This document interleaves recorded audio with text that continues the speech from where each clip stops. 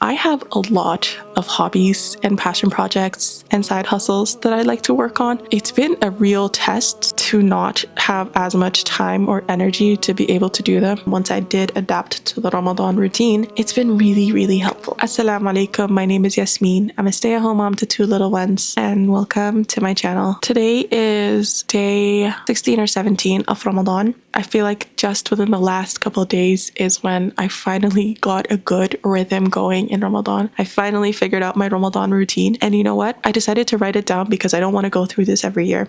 This is my first Ramadan fasting with kids. For the last few years, I did not fast because I was either pregnant, postpartum, breastfeeding, and repeat. The first few days were really rough. And then the first 2 weeks were a little bit hard, not because of the hunger. I was already used to that, but because of certain things that I refused to change about my routine. But now, once I did change them, once I did adapt to the Ramadan routine, it's been really, really helpful. So I wrote it all down here.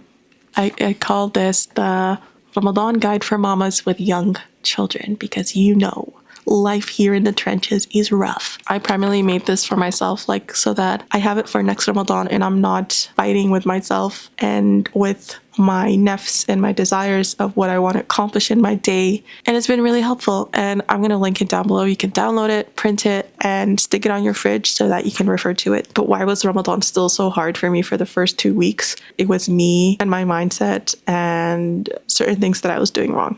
One biggest thing was sleep. I decided to just let myself go back to sleep after Fajr. That made the biggest difference, but it was really hard to do because that's my main work block of the day is when I get to work on my passion projects and all the things that I want to do. My brain is the freshest in the morning and that's when I get most of my work done. So normally I wake up 4:30 or 5 a.m. I'm good to stay awake during the day. I get really excited about my morning time and that time is my precious protected time and I look forward to it every single day. So all of a sudden now it's Ramadan and I cannot for the life of me keep myself awake. I pushed through for the first 2 weeks, but still nothing was changing. And I found myself kind of having anxiety around the next day. And then I just realized, why am I forcing myself? Ramadan is only a month and Ramadan is supposed to be a time of sacrificing our wants and needs. And I wasn't doing that. I was still holding on to everything. I was still reading my Quran and doing more ibadah, but at the same time, I was still trying to do all the things that I was doing in the past. So another thing that helped me in addition to sleep was letting go of all the things that I thought I should do during the day. So I was willing to sacrifice that morning time. Another thing is I cut out drinking tea in the morning. That was a big mistake because I didn't realize how much, I drink really strong tea. So I guess the caffeine is up there with coffee and it was making me miserable not drinking that because I was just so tired. So now I started drinking my tea again and that's been really, really helpful. Drink your tea, guys. So let me just quickly go over this Ramadan guide. I created some categories that I thought were important. The first one was home and meals, because that's a big part of, what I do as a homemaker. Take care of the home and meals. And the second one is ibadah. The third one is children. The next one is health and sleep, because that matters so much. And passion projects. I think my biggest hiccup was around sleep and passion projects. I will get to those in a minute. Let me just quickly go over the other parts. So home and meals, what I started doing is I decided to just keep meals very, very simple and balanced. Nothing fancy. Yeah, that's been really helpful. I decided to limit deep cleaning projects. I will not do any deep cleaning projects unless it's super, super urgent. But so far there haven't been any. Alhamdulillah. And you guys know me, I usually cook double portions, so that was already there. When it comes to ibadah, obviously homemaking and child rearing is considered ibadah as well. So my biggest hiccup was around sleep and passion projects, so I'm going to start with those. So when it comes to sleep, I decided to let myself sleep after Fajr, and that's been really, really helpful. I realized I don't need it every day, but there are days where I literally can't keep my eyes open after Fajr. So on those days, I decided to just let everything go and go back to sleep. And just so that I could sleep in, what I did was normally the kids' bedtime is at 7 p.m. I now made it 8 p.m. just for Ramadan so that they could sleep from 8 to 8 in the morning. By the time we eat suhoor, pray Fajr, and are ready to go back to sleep, it's usually close to 6. I get a solid 2 more hours of sleep, and that's been really good. And I noticed the late nights, whenever there's an iftar party at someone's house and we have a late night, the next day I am just wrecked. So I decided no more purposeless late nights.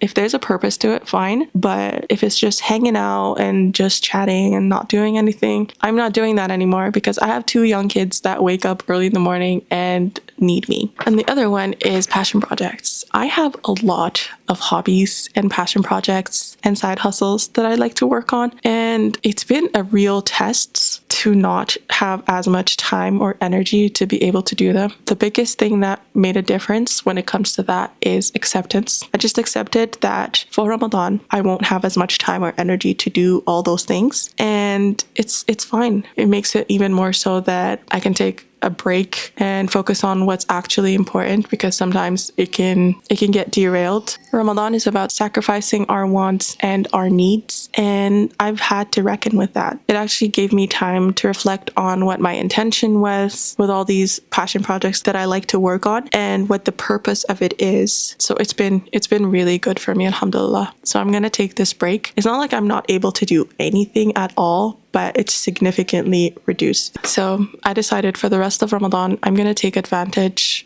of this time where shaitan is tied up and all you have to reckon with is your nafs, which is a great task, but it helps that shaitan is not adding to it. So I'm going to do better. The first half of Ramadan was me struggling against it. Not against Ramadan itself, but against all the new changes that come with Ramadan. So now, inshallah, the second half, that's going to be a productive time for me in terms of my ibadah, inshallah. In terms of kids, it's been quite different, obviously fasting with kids and without kids. The biggest difference is feeding them. Normally, I just make something and we all eat the same thing, with like minor variations here and there. But now that my husband and I are not eating breakfast or lunch, and the kids are not eating any meals with us, it's been really difficult to find meals just catered to them. I'm not used to cooking separately just for the kids. So that's been quite the adjustment. I find that having a lot of snacks on hand, either prepare snacks yourself or buy snacks, preferably healthy, but having a lot of snacks on hand really, really helps. It helps distract them. It helps when you don't know what to feed them. You can just give them a bunch of snacks, like a little mini charcuterie board, and they can just graze on that, and it's amazing. And in terms of activities, give them activities that require like very minimal setup and cleanup, and encourage them to do a lot of independent play. Like we love independent play in this house, because I feel like as a mother who has to handle a lot of other things as well, if I put the burden of entertaining my children 24/7 on myself, it'll just be it's just a recipe for disaster and for me to go crazy. So we really encourage independent play, and our kids, they're really, really good with that, mashallah. And now that they have each other, I feel like it was harder for my daughter to do independent play when it was just by herself. But now that she has a brother and who can keep up with her, who can crawl around, and I'm not worried about her sitting on him anymore, it's been really nice. Like they just go off and play together for like 45 minutes and I don't see them. And it's amazing. Obviously, I watch them on the baby monitor so I can still see what they're doing and make sure they're safe. But get your baby a sibling and you will see how much like that will improve your life. Thank you for watching, and I'll see you next time. Assalamu alaikum.